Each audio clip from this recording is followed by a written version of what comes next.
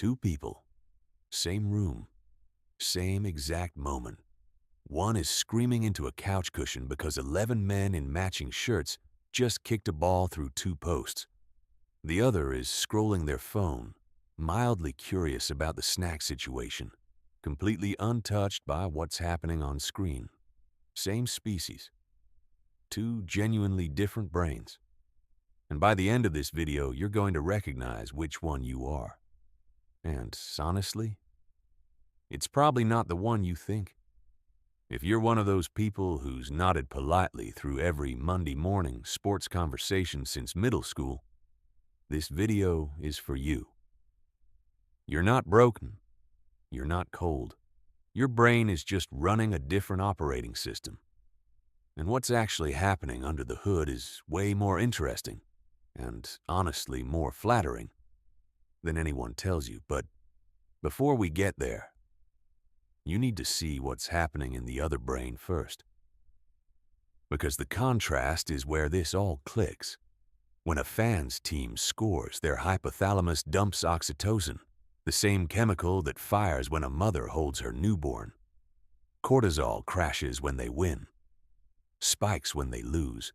In 1998, researchers in Utah took saliva samples from fans before and after a game. The losers' testosterone literally crashed. The winners surged. Their bodies thought they had won. On a hormonal level, the brain doesn't know the difference between you scoring and someone in a jersey scoring on your behalf. Now, flip the lens. The non-fan brain doesn't fire that signal as easily. It's not coldness. The US versus them circuitry was just never strongly recruited for proxy groups. People who score lower on group identification metrics show weaker tribal reactions across the board. They don't just opt out of sports tribes. They're often less reactive to brand tribes, regional tribes, even some political tribes. Their loyalty system runs on first-person relationships, not symbolic ones.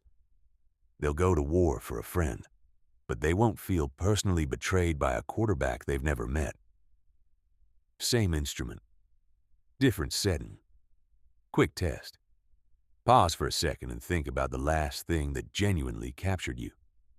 The last thing that made you forget what time it was. Was there a team? A score? Strangers in matching uniforms?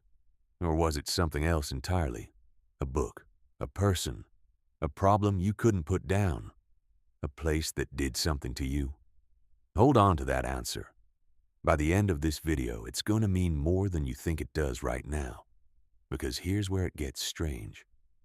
Sports fandom isn't just bonding. It's an addiction-style dopamine architecture. Every game is a slot machine. You don't know if your team will win. You don't know if a pass will connect. That uncertainty is the exact recipe that makes gambling so sticky. An fMRI scans out of Stanford show fans watching their team light up the ventral striatum in patterns nearly identical to gamblers mid-bet. Micro doses of dopamine on every snap, every shot, every near miss. Multiply by a 4-hour game, a 17-week season, a lifetime of seasons, and you've built a neural pathway thicker than most people's relationships. And here's what about 90% of people get wrong about all this. They think non-fans are just less emotional, less passionate, that they simply care less about things. It's the exact opposite of what the data shows. And once you understand why, you're never going to look at the quiet person in the room the same way again. Everything we've talked about so far, the hormones, the tribes, the dopamine, those are tools. What you're about to hear is what they're actually serving. This is the part that matters. Everyone has finite emotional bandwidth, a finite capacity to care, to invest, to feel something deeply about anything outside themselves. Sports fans pour theirs into a team, a city, a sport. Non-fans pour the exact same bandwidth somewhere else. A 2021 study in the Journal of Personality found lower sports interest correlated strongly with higher openness to experience. The trait linked to art, ideas, novelty, philosophical questioning. Translation: those people aren't caring less. They're caring elsewhere, into a novel they can't put down, into a craft they've practiced for 10 years, into one specific person they've decided to know completely, into a cause that wakes them up at 6 a.m. without an alarm, into a question they've been chewing on since they were 9 years old. The bandwidth doesn't disappear. It just gets routed. Some brains light up at a buzzer beater. Others light up at a sentence in a book, or a math problem that finally cracks open, or the moment a song they're writing locks into place. Same chemical, different triggers. And then there's the part nobody talks about. Watch what sports fans do with pronouns. When the team wins, it's "we won." When they lose, it's "they lost." That tiny switch is the self literally expanding to include 53 strangers in matching uniforms. That's not a flaw. It's a feature. It expands identity, builds community, gives life rhythm and ritual. A researcher named Robert Cialdini once counted what students wore the Monday after football wins versus losses. Big wins, more team gear. Losses, generic clothes. Identity stretching in real time, on a college campus in plain sight. Non-fans tend to have a more internally anchored self. Their identity doesn't expand and contract with external scoreboards. There's a trade-off. They miss out on a particular kind of communal joy that's hard to replicate. That electric feeling of being one drop in an ocean of people all wanting the same thing. But it also means their sense of self stays steady. A bad season doesn't tank their week. And once you see all this, the whole thing reframes.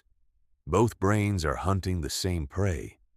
Narrative, meaning, flow states, transcendence, that thing humans have chased since we painted animals on cave walls. A championship run is one of the great epic stories of our time.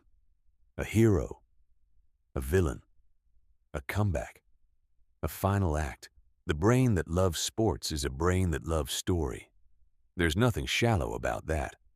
The brain that doesn't love sports is hunting that same epic somewhere else. Maybe it's the slow build of a long novel. Maybe it's a years-long obsession with a craft. Music, woodworking, writing, a kind of cooking nobody asked for. Maybe it's the architecture of a long relationship. The slow study of one person across decades. Maybe it's a mountain where the only score is whether the weather held. Same hunger, different door. And here's the thing. This isn't really about sports. Sports is just the loudest case because it's so visible. But there are dozens of these quiet differences running through every brain, in every room you walk into. Why some people cry at music and some don't. Why some feel awe in cathedrals and others feel nothing. Why some hunger for crowds and others recharge in silence. Once you start noticing the wiring, you can't unsee it. It's everywhere, in everyone, all the time. Remember those two people from the beginning? The one screaming into a cushion. The one scrolling their phone. Now you know. One of them had a brain on fire with proxy tribes and dopamine microdoses. The other had that same energy flowing somewhere you might never see. Maybe into a person, maybe into a craft, maybe into a question they've been carrying since they were 9. Neither of them is wrong. Neither of them is broken. The brain isn't one thing. It's a quiet symphony of differences. And the people who don't fit the dominant tune aren't broken. They're just playing a different part of the same song. So, next time you're in a room with someone who doesn't react to the thing that lights you up, or you're the quiet one in the room yourself, remember, you're both playing. Just different parts of the same song. And if you made it this far, there's probably someone in your life who lives on a different frequency than you. Someone you don't fully understand. This video is for them too. Send it.